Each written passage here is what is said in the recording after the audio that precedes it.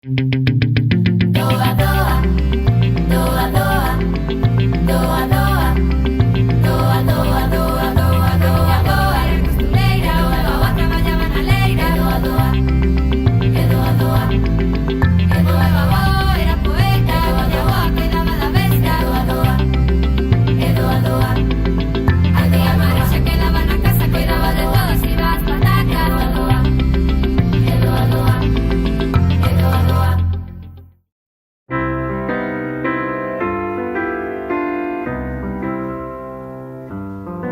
Contaba Castelao que nun teatro ben cheo se representaba unha obra.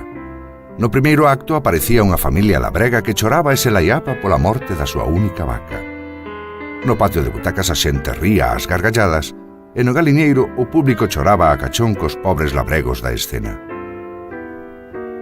No segundo acto aparecía unha señoritinga que choraba desesperadamente a morte da súa cadeliña faldreira. Agora eran os das butacas os que choraban e os do galiñeiro os que rían a gargalladas. Así é o doa doa da vida, báguas e gargalladas.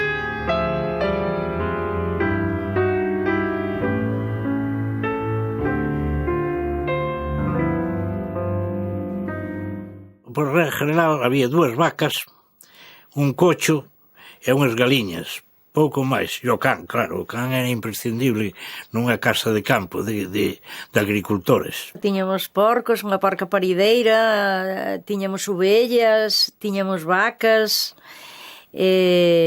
conexos, galiñas. Había algunha ovella tamén e cabra, pero o máis importante era a vaca e o porco. Cabras máis ben as tiñan aqueles como que non tiñan leite de vaca e necesitaban unha cabra para ter o leite. Entonces, como os matrimonios que se casaban e formaban vida, empezaban unha cabra. En outras casas podían ter vacas porque xa eran máis ricas. Eu, como era pobre, non podía ter nesos. En outras casas, sí, tiñan vacas, tiñan cerdos, tiñan... Había ovellas, sí, pero nada, non se lle prestaba ninguna atención. Era un complemento de comer a erva no campo ca vaca. As ovellas vendíanlle as crías. Vendían as crías. Era para ter, vendían os carneiros. E os propios cabalos non era non era un animal moi típico de aquí,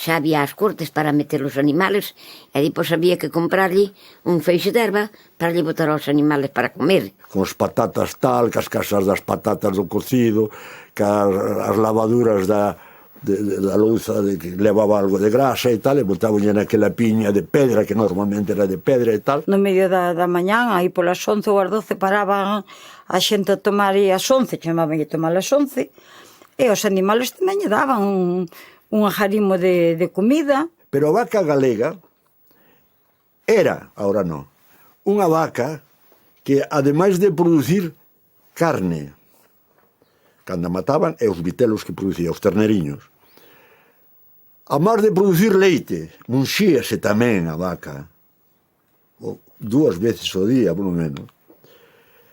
Ademais, producía traballo. A vaca era imprescindible.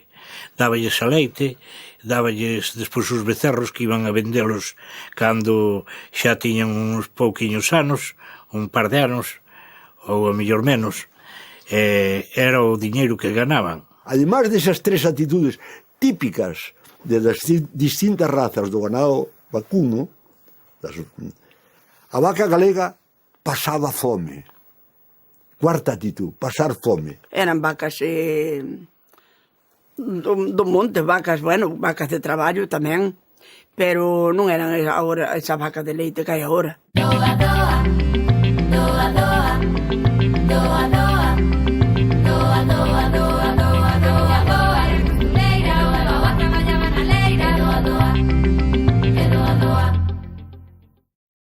E daquela había os bois para o carreto, que agora xa non hai, e vai a bois que habían, agora xa non se ven tampouco desas cousas. O que tiña uns bois, por exemplo, que facía as labradas e que facía os carretos, pois eses bois eran o todo, era a empresa da casa. Pero a vista tamén valía para vir a Santiago ou as burras e traer noutras outras e traer millo, centeu, froita.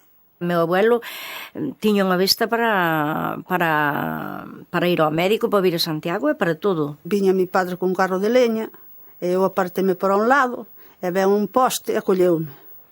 E entonces caían debaixo dunha viña, e rompín esta perna.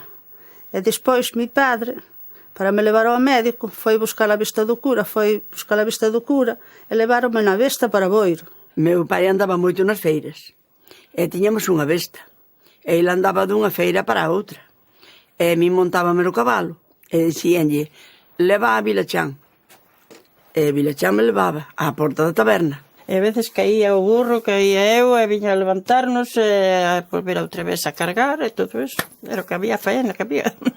Porque xa digo, poñíale ao 14, e para o 14 me levaba, si ela para ningún lado, ela levábame.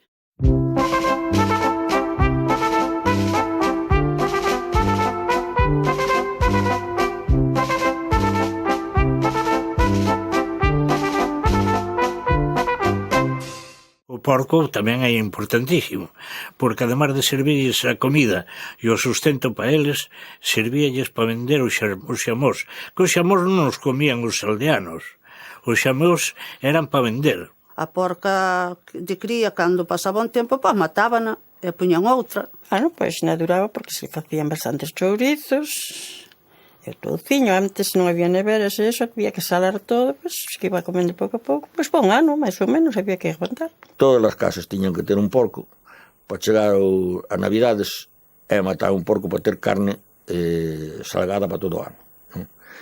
E a vaca, había que ter unha vaca, a ver, podendo ser que dase leite, ademais de traballar, que dase leite para o consumo da casa. E despois os becerros, claro, cando tiñan crías, vendíase a cría e os cartos que había para vivir. Vendíase a lana, e máis cando criaban, depois vendíase os corderos. Da iso se vivía, que non había pensións. Despois había a galiña, tamén é importante, que para puñer os ovos. Os ovos vendíanse.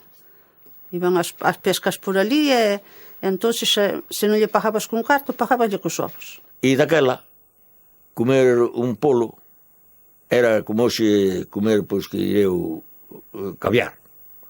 Comer un polo nunha casa era como hoxe comer caviar, non? Que o polo era moi importante, que se guardaba para as festas. Doa, doa, doa, doa, doa, doa, doa, doa, era costureira, doa, doa, traballaba na leira, doa, doa, e doa, doa. Había cans que era unha maravilla. Nós tivemos ali un par deles na casa, ali no Serradeiro, que aquilo era unha maravilla. Tivemos un que tan pronto marchaba a xente de traballar, que tocaba a sirena para marchar, os obreiros collían o seu ferramento e marchaban. Pero despois, que non entrasen ali, que non levaban nada. E os gatos tamén, sobre todo para os ratos, para que non houbera ratos nas casas. E tiñan sempre un par de gatos. Pero antes sí, había que ter uns cans bons, e o que pasaba que antes, non é como agora, antes tiñan moita os cans, morrían, había que matalos, que rabia. Conocí un caso na miña vida nada máis, un señor que morreu de rabia, sí. Pero non creo, porque para que transmitir a rabia non se transmite por contacto, tiñan que morder e producir sangue na mordedura, ¿no? Para que o virus que se elimina pola saliva dos cans pois contagiara a humano, o que fora. Nós tivemos un can que nos lo deron aquí en Calo, de un can moi bo, pero cando a nai estaba preñada, mordeu non can rabioso e despois adoeceu o noso canciño tamén. E a nai mordeu un gatiño e o gato tamén, veulle a rabia. Tiveron que matalo a tíos, a máis a nai do noso can. Vi cousas moi teratológicas, é dicir, animales monstruosos, deformes, con 2 bicos, con 3 ollos, con 5 patas, con 3 patas, con 4 patas.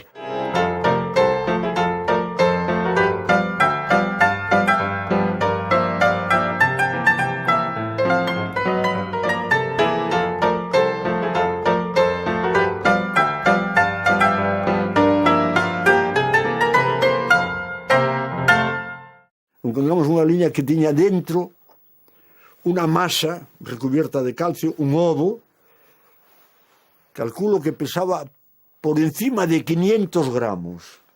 Se dice moi pronto, non? Entón, abrimos aí, e morreu porque o ovo non pudo salir. Mira, en Viana levantouse o meu marido que iba a traballar e díceme, levántate aquí, mira onde está, mira onde está o zorro. Digo, onde está o zorro? Estábamos comendo ali no galiñeiro as pitas. Cortámolo, cuidadiño, e eran 3 ovos, un dentro do outro, envolvendo o outro. O primeiro ovo era de 2 xemas xa, un ovo grande, entre 72 e 90 gramos, un ovo grande, o primeiro. Tuve unha cerda que tuvo casi 20, tuve 18 críos, morreron a mitad deles porque non tiña tetas para tantos.